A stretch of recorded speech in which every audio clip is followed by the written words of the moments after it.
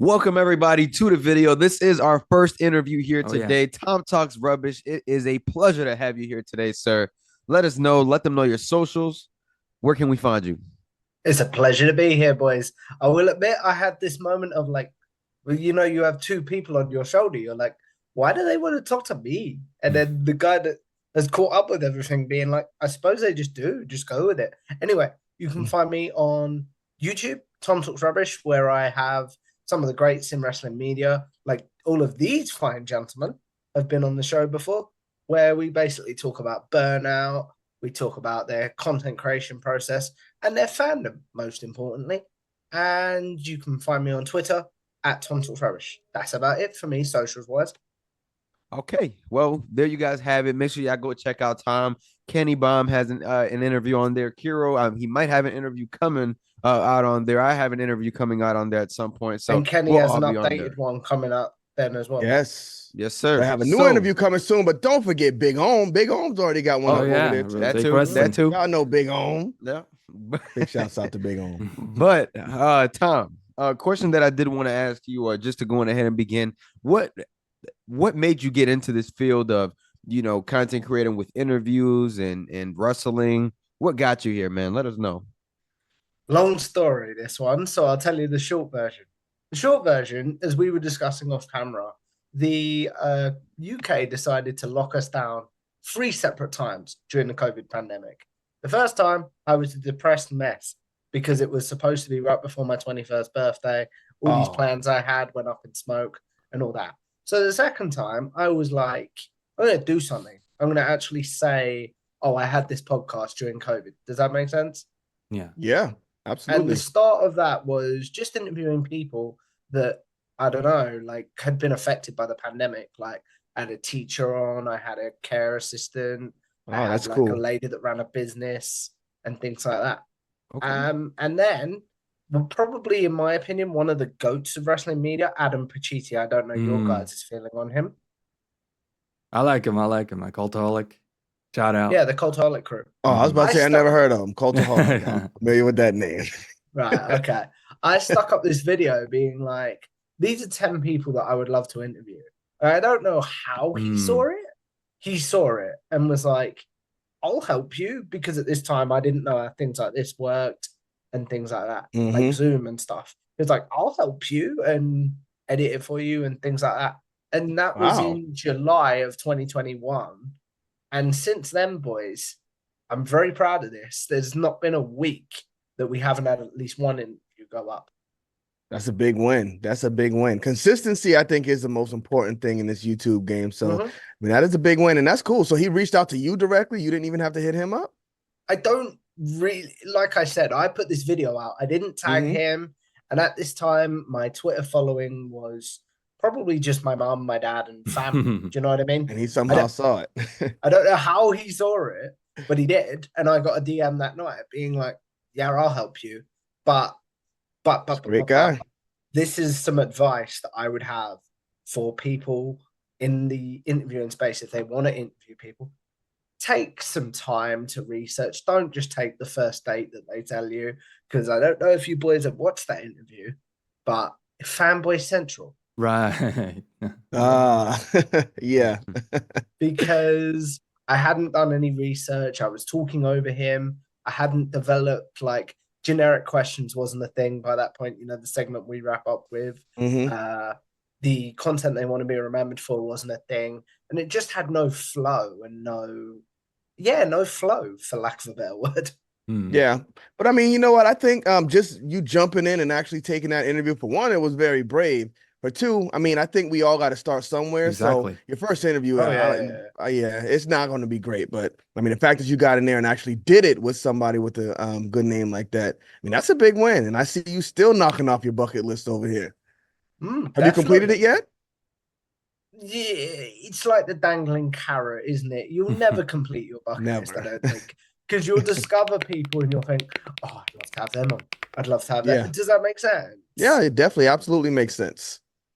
Sure. But Tom, I did just hear you say your mom, your dad, and your family. So they're aware of what you do. And I know that there's a lot of content creators out there that may not have the support because a lot of these parents may be narrow-minded or they may not see the vision that you see. Because at the end of the day, as content creators, we all have a vision that everybody may not see till you finally get there, and then they're like, "Oh, okay." So for you, like, how was that? Like, did you tell your parents you wanted to go on ahead and start, or what were you trying to do there?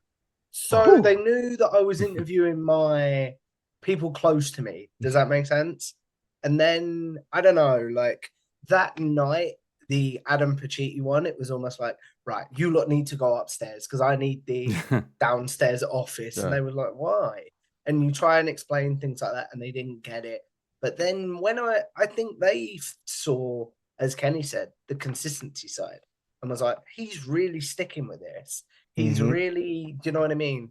Like sticking with this, but things like that, really. And I do think they could see how my mood improved during the lockdown when I had something like an interview to look forward to. Does that make sense? Yeah, for sure. Yeah, absolutely. Is there like an interviewer you went to before you started to like research like the way they did theirs, their styles, the questions they were asking, or did you just jump in and kind of figure it out on your own? As I said, I didn't do much research for the Oh, I initial thought you just meant for your guests, so you didn't research anything. No interviews. No. This is what I'm saying. Like, this is my advice to other people.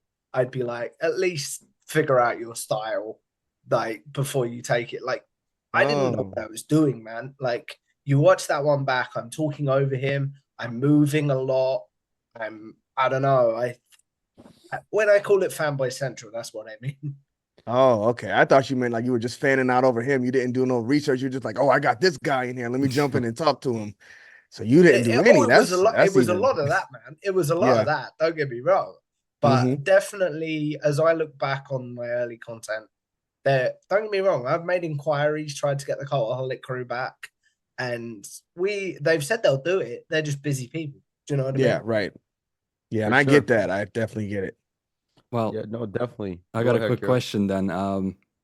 So ever since your first interview, what are like some of the most important things you've learned about interviewing people? You keep, I think, bringing up, I kept talking over Adam Pacitti. I would say, I guess that would be one thing. Like, what else did you pick up throughout your research, journey? Even if it's looking in their Twitter bio. Do you know what I mean? Yeah. I remember. Do you guys know who Ella J is? I think I've heard of her before. Oh, LL, who? I'm sorry? Ella J. Oh, I thought you said LL Cool J. I ain't gonna lie.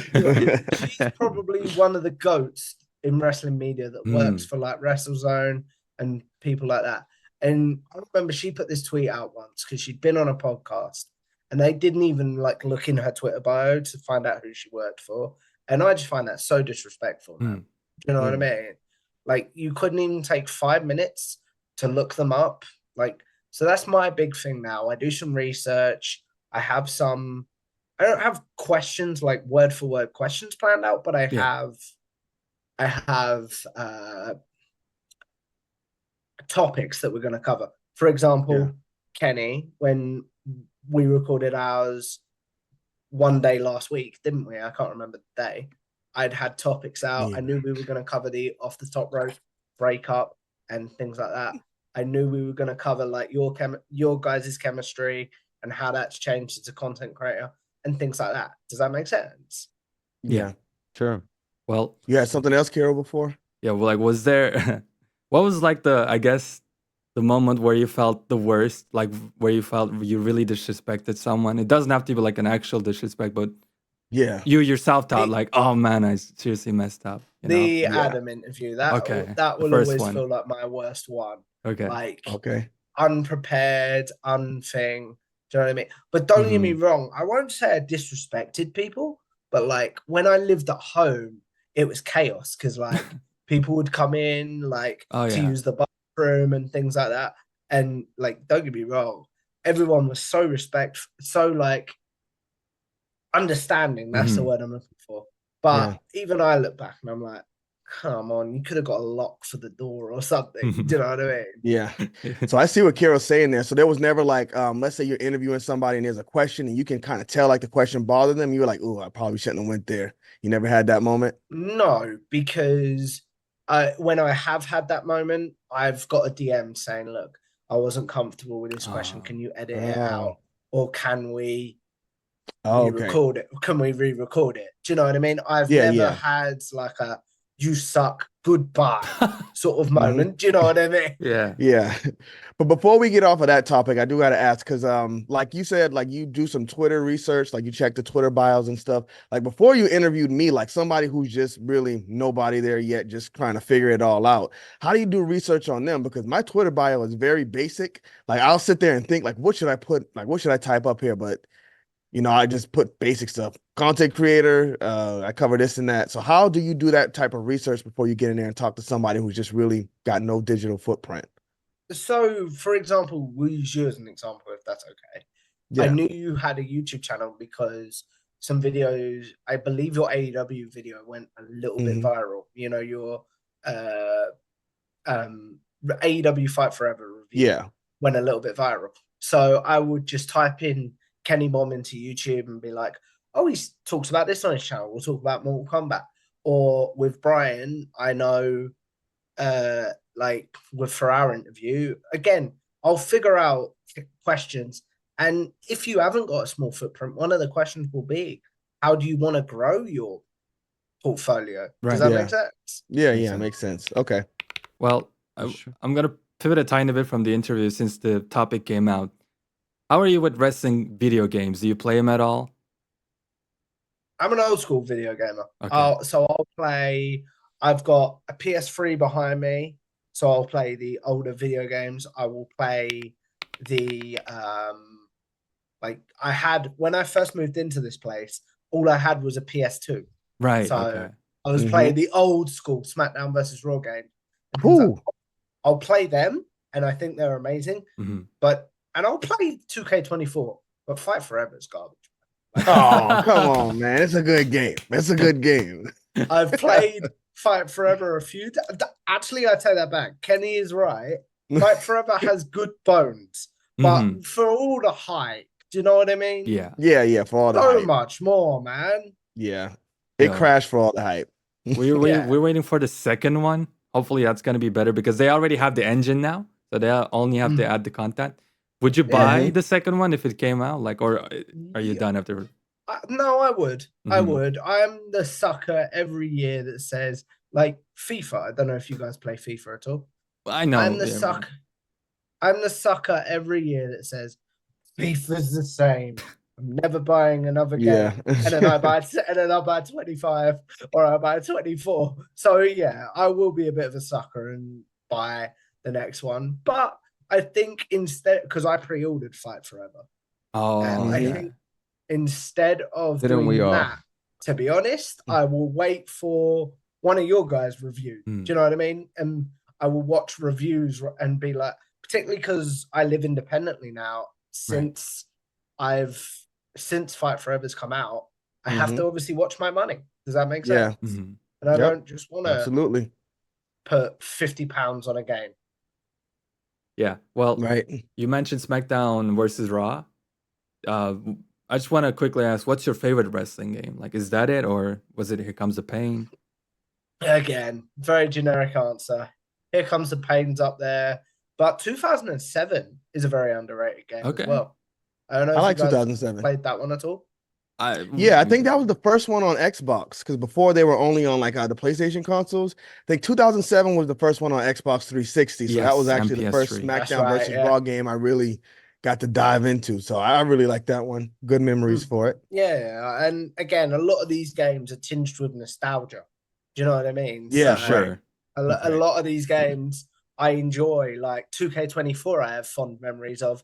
Because it was my sister's first. Really? Hey, bro, it is what it is. Kenny doesn't like it. I hate to say it into the WWE rep over here, but I'm starting to see what people say about Kenny's takes now. But moving on. Come on, man. Compare the 2K games of SmackDown versus Raw. I just missed the glory days. Yes. But what I was saying is, I've got memories of that game because it was the first game I played with my sister. That was freaky. I live on my own, and that was a noise. Is the door locked? Yeah, I'm good. But do you know what I mean? That's why I love 2K24 because I have memories of playing it with my sister. Yeah, that's the important thing. Kenny is just a hater. 2K2014, I meant to say. Oh, 2K14. That's the best one. okay. Oh, 2K14. That You mean the old changes it. 2K? I thought you said 2K24. Okay. No, I said 2K14. Yeah. Okay. Not I'm 14. like, I'm not gonna say that. I heard 2K24 memories. I'm like, brother, we still here. I was questioning it too. Yeah. Sorry, That's sorry. Okay. I think I might have said that wrong. You're But good, man. But 2K14 was the absolute nuts. phenomenal. yeah. But Tom, I have a question, man. How long have you been a wrestling fan? I'm really flipping a script on you. 2009. Oh, 2009. What was Same as going on me. at that point? I'm not a year So- guy. We That's talked about me about as this well. during our interview, didn't we, Kira? yeah. I believe we talked about it a little bit, but like I can't. How did I phrase it? First match I ever saw is actually the same match as Kiro, I believe. It was a cage match between Jeff Hardy Oh, and CM Punk. And sorry to CM hear Punk. That's a way to be introduced. I'm not gonna lie. That would have drove me away. CM Punk, I'd be like, oh, I'm up out of here. This guy sucks. No, I loved it. And then the next first pay-per-view I ever watched was Bragging Rights 09 right. I remember. with What was it? Batista. Bragging Rights 09? Breaking rights. Bragging Rights. Bragging rights. Oh, okay. Got it. Yeah, Bragging Rights with the Batista Ray heel turn. Yeah. You're supposed to be my friend Mm-hmm. Great stuff. on Rey Mysterio. Yeah. Yeah, So, great stuff, man. Brian, were you in at that point? I was in by 2010. 2010. I was Okay, I was so you I was came right. behind them. I was like before WrestleMania 27, but pretty close to 27. And that wasn't the greatest WrestleMania to watch for the first one. We But, talked about this, didn't we? Yeah. Yeah. It was one of I'm those, just but plugging my interviews now. Sorry, boys. No, you're plug them, good, bro. you're I mean, good, people man. don't Plug know 'em. these stuff, so Yeah. y'all But, find out more about us on Tom's channel. Yeah, for sure. For sure. Make sure y'all go do that. But Tom, who is your favorite wrestler? So it's sad because next week we could see his final match, but it's Bryan Danielson. Oh, okay. Okay. He's a big own boy.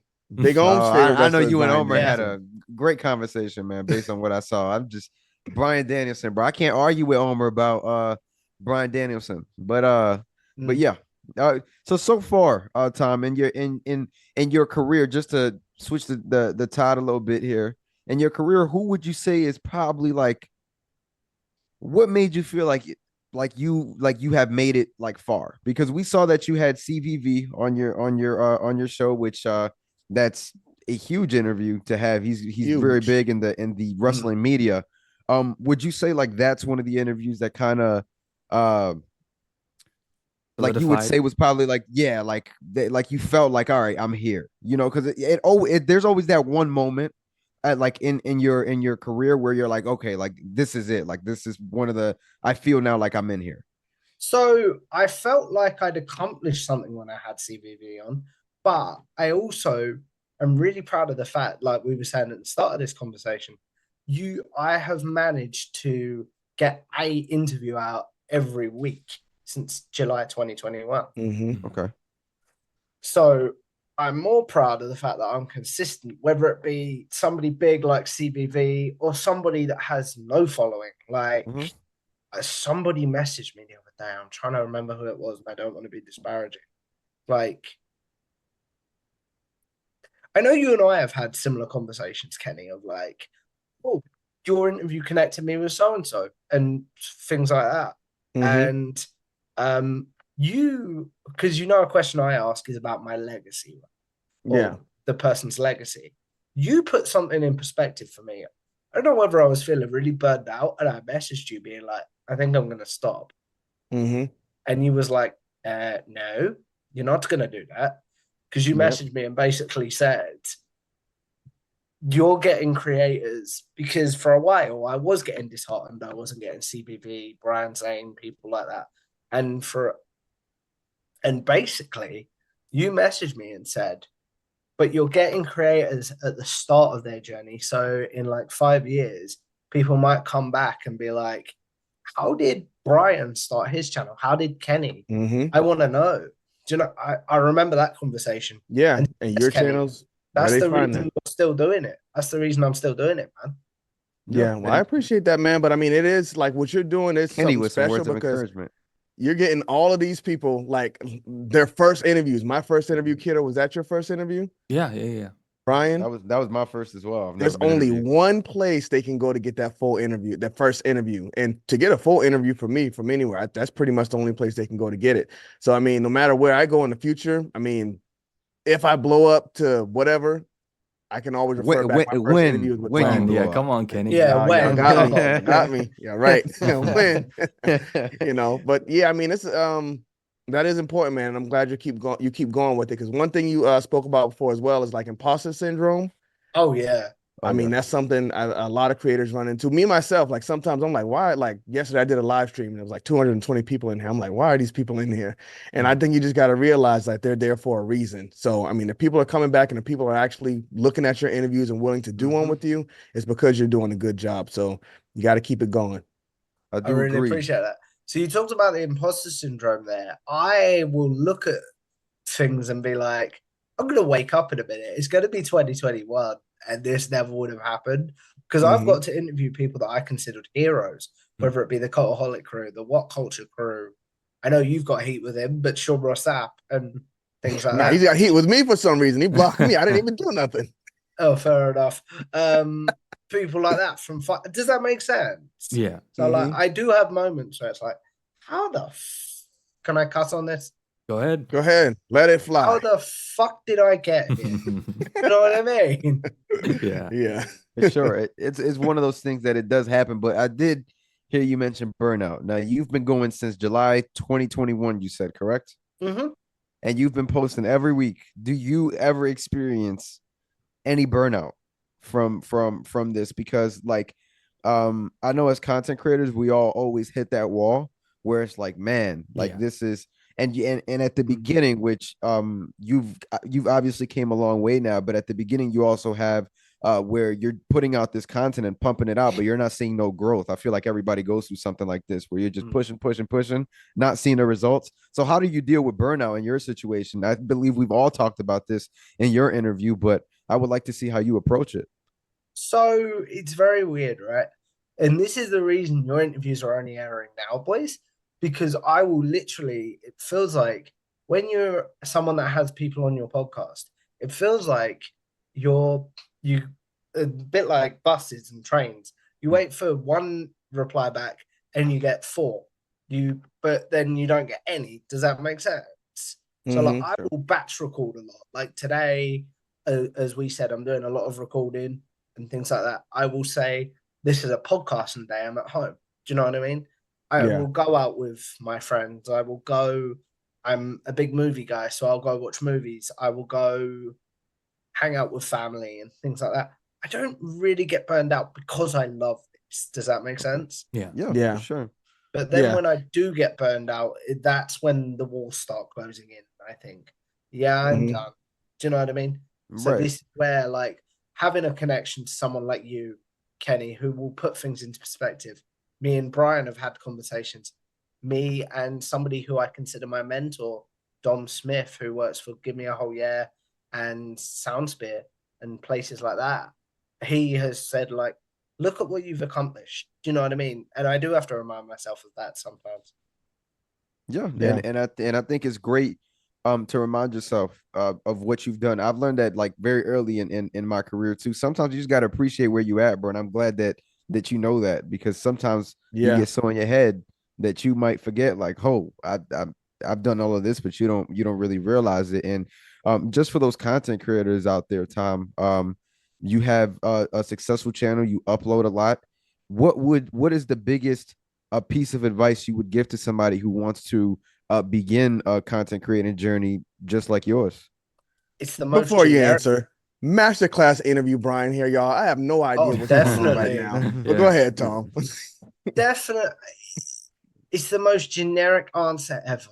But just start. You boys know, first video you pump out ain't ever gonna be good, is it? Like, and I remember an interview I did with somebody recently. He said, with each video you do, just make that one thing better, whether it's the lighting, whether it's the sound. In my case, whether it's the questions you ask, whether it's the questions you ask, whether it's the timing of the interview. Just make one thing better each video. Does that make sense? Mhm. Yeah, absolutely. Well, But Tom, I do want to ask. So as far as your wrestling journey today, where are you with wrestling? Because you know, for a while it was just WWE. When you started in 2009, was TNA still hot around that? Well, was TNA still lukewarm around that period? They was okay. They was Were you okay. watching everything, or were you like a WWE guy? No, I through was. and through? The problem with TNA at that point, as I got into it, there was a lot of ex-WWE guys, and they'd got Yeah. rid of or they'd started to get rid of the six-sided ring. So Mhm. I really didn't see. This is where you're a naive kid. You're like, this is WWE light. I'm just gonna go watch WWE. Whereas Yeah. now, I will watch anything that anyone sends to me. I will be like, because I believe in the wrestling economy. Does that make sense? Mhm. right. Yeah. And saying, look, if WWE is the only table at town, we're not all going to get a seat. Like, but we need more tables so people can have more jobs. Does that make sense? Right. Yeah. Absolutely. Which is why I hate tribalism. I'm not gonna lie. I'm I love like, it. I love I it. know you do, but you need your head examined. Well, can you watch like all the stuff though? Like you said, I watch whatever people send me, but like there's so much content out there every single day, hours of wrestling.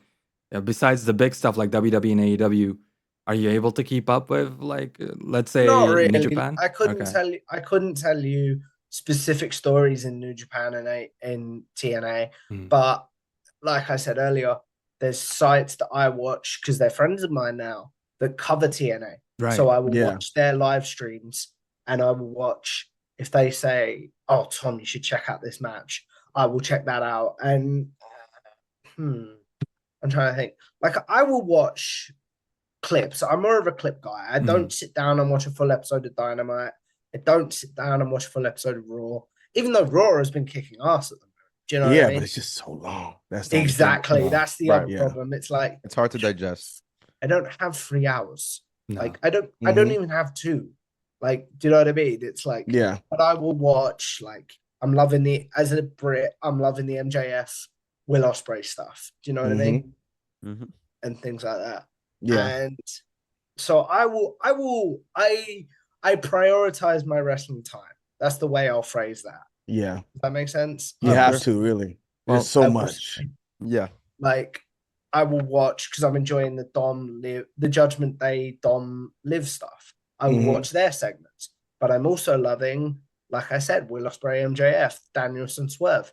I will watch their segments. Does that make sense? Mhm. Yeah. For sure. Well, you said as a Brit, and I gotta ask, like, if you wanted to stop watching the clips and catch it live, how does it work there over in England? Like, is it easy to watch Raw live?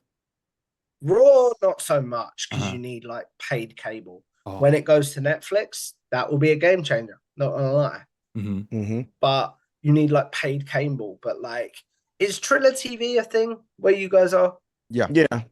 So obviously, Triller TV is what has AEW in England. So you can watch that. You can watch a full show. And for a while, it was just, it got to the point where it was like, I'm not sitting down to watch these shows anymore. Why am I paying for it? Sort of thing. Right. Does that make sense? Yeah. Does absolutely sure. make sense. Yeah. But Tom, we've talked about wrestling a lot. I just want to pick your brain here. What is your favorite wrestling match of all time? Great question. Can I have 2, please? Go ahead. Let's I do it. have an AEW one and I have a WWE one. Is that Fair cool? enough. Okay. So I have for my AEW one, and I think this one has overtaken the WWE one Ooh. now. It's Dustin Rhodes versus Cody Rhodes Great match. from Double or Nothing 2019. That rematch. I ain't gonna lie. That's my number love 3. that match. I love that. I know that's your number 3. Mhm. Check out that interview, guys, because Check we out the talked interview. about this. Anywho, so blah blah blah blah blah. That I just love that match because I was someone that was rooting for them. Whatever was it? The year was it 32? Mania 32. They were trying to get to have the match. Oh yeah, and they wouldn't let him do it. No, and That's I right, was Cody. someone that really wanted that. So I loved that. If that makes any sense. Yeah, I get it. I mean, I felt the same way because I remember when they did like the little, I don't know if it was Being the Elite or if they were doing something else, but Cody Rhodes like wrote Cody's it down channel. on the paper or something and gave it to Brandy Rhodes. And I think she It said, was like, are you sure? Cody had a channel at one point. Okay, yeah. But yeah, I love the way they built up to it, even though they didn't have TV and everything just paid off. Exactly. And then my WWE one is Shawn Michaels versus The Undertaker at Mania 26, not 25. Come on, it's 25. I think that's the better one as well. But No, it's 25. Thank you, Kira. Didn't you say that in our interview? Yeah. And I love 25, man. I loved it. I mean, I love 26 too, and I love the matches with Triple H after, but just 25 was the first one and pristine. Perfect. Yeah. Beautiful. I love 25 as a match, but as a story over moves guy, there you go. I could not get enough of the the streak's gonna end, but no, Sean's correct. Like, where are we going with this? Like, right. I love that stuff, and I love the drama of wrestling rather than the everyone can do good. Everyone can wrestle nowadays. That's what I'll say. If you want to hook me in, give me a good story. Does that make sense? Yeah, I'm 100%. I mean, again, check out the interview. I'm the same way, 100%. I don't really care about, whoa, this was an awesome 5-star match. What was the story leading up to the match? That's why I love Hangman and Swerve so much, their match, because there was a lot of stuff that built up to it for them to have that blood match. Just having the blood match with all of the moves and the great things, I'm like, okay, yeah, good match. Everybody has good matches now. I can say, like, I don't mind when the story is Will Ospreay Danielson, for example. No, I'm the best wrestler in the world. No, I am. Let's fight and find out. I'm also a sucker for that story. That's the stories I don't like because I'm like, okay, we're having wrestling. You know, growing up, I guess, in the Attitude Era where everything was kind of like, like Big Show ate his dog from Al Snow. Back to like the Attitude Era, bro. Stupid stuff like that. I used to love it. So I mean, just growing up. That wasn't Big Show. That was Big Boss Man, by the way. Oh, Big Boss Man. Wait. Also, Big Show. Yeah, it was Big Show on a casket with his dad. It was all kind of stuff. Yep. He grew up in the Attitude Era. Well, we sure, boys. Fair enough. So, Tom, just to get off wrestling now, what you always ask us this question in your interviews: what is your goal here? Like, what are you looking to be? What is your legacy here? Like, what are you looking to be remembered? What do you want your legacy? That's what I wanted to know as well. So we spoke about it a little bit, didn't we? Yep. And it's like, I think my legacy will be more attained when I've stopped doing the podcast, or in like 5 years when, as Kenny said, he's hit it big with 100K, or Brian has, or even Kiro has, and it will be like, oh, I want to know their story, and I tell people story. Does that make sense? One thing I love about our interviews is we didn't really talk a lot of wrestling, did we, boys? It was more mental health stuff and content creation stuff. For sure. Yeah. For sure. So, yeah, that's what I think my legacy is. I like that. But I want to ask you, Tom, 5 people you would like to interview before it's all said and done. If you don't got 5, let me get 3 at least. Nope, I got 5. Okay, let's go. I'd love to have a lot of these are returning guests. Is that okay? Mm-hmm. Yeah, that's fine. Yeah. I'd love to have Simon Miller. I've never had on. I'd love to have him on. I'd love to have Denise Salcedo on. I'd love to have Matthew from Botchamania on. And then returning, I'd love to redo the Adam Pacitti interview, like I said, now that I've got that'd be full circle. That'd be cool. Yeah, that'd be cool. And I have said, like, if I got that interview, I would just air it when I knew it would be the final episode of the podcast, because I'd say, like, this is how we started. This is how we're going to end. Oh, yeah. Even if I wasn't going to end the podcast for like 3 years. Does that make sense? Yeah. Did I give you 4 there? Was it 5?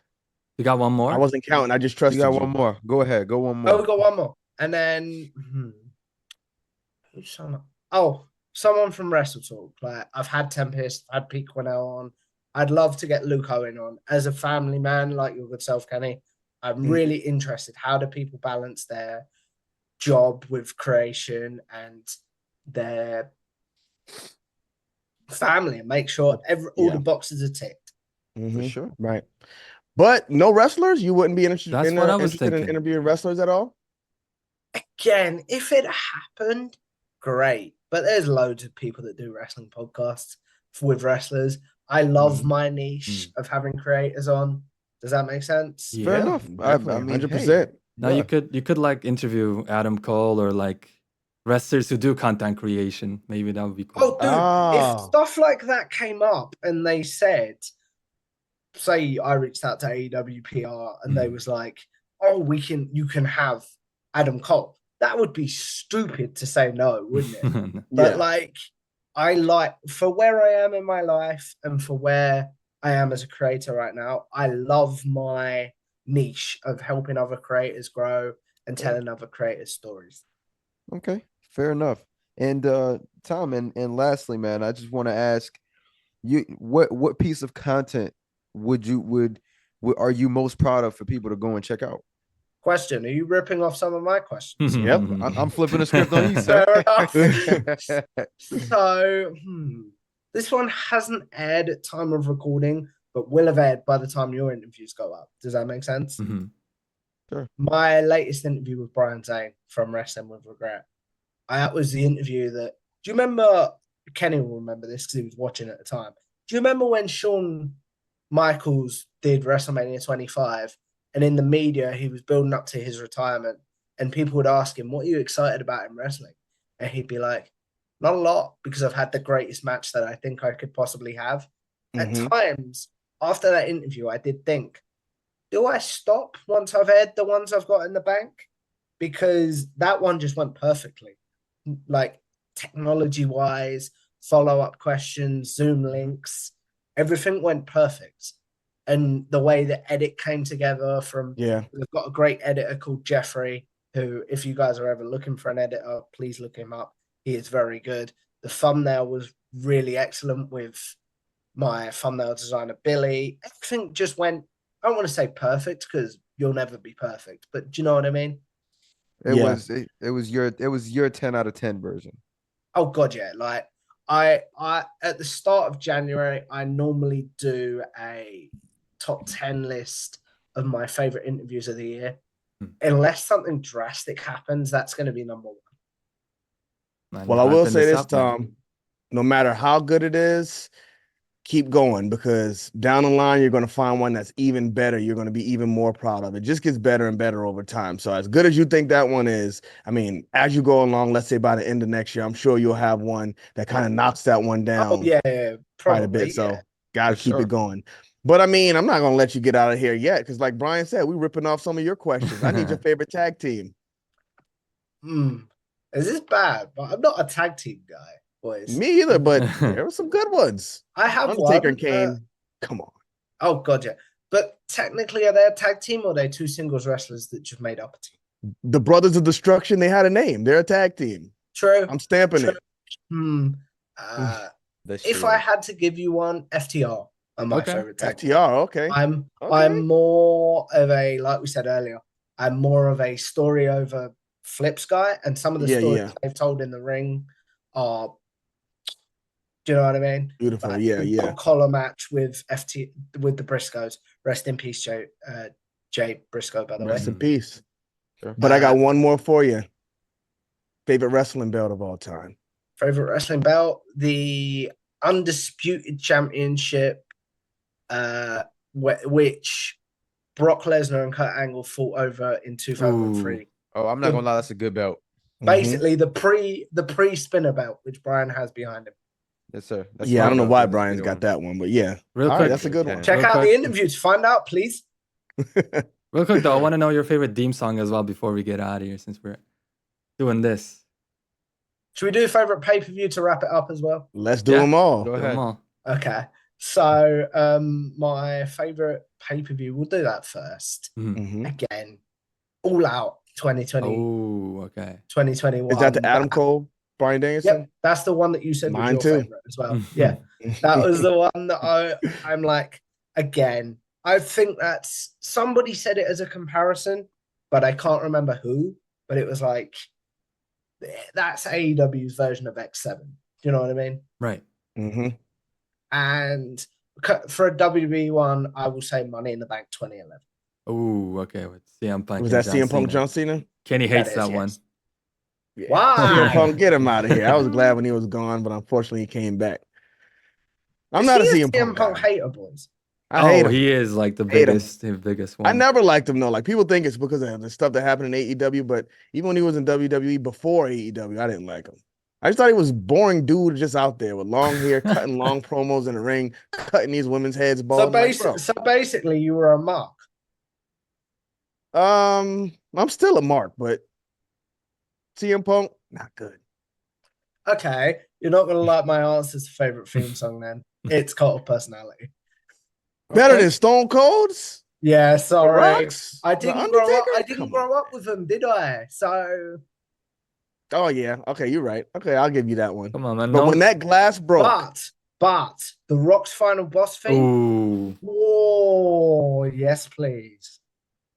that one's good, man. I'm so glad he the brought chef's it back. The Hollywood Rock theme, like The such a Hollywood perfect- Rock mixed with his current one. yeah, Absolutely love that. Not gonna lie. killed it. All right, Yeah, man. Brian.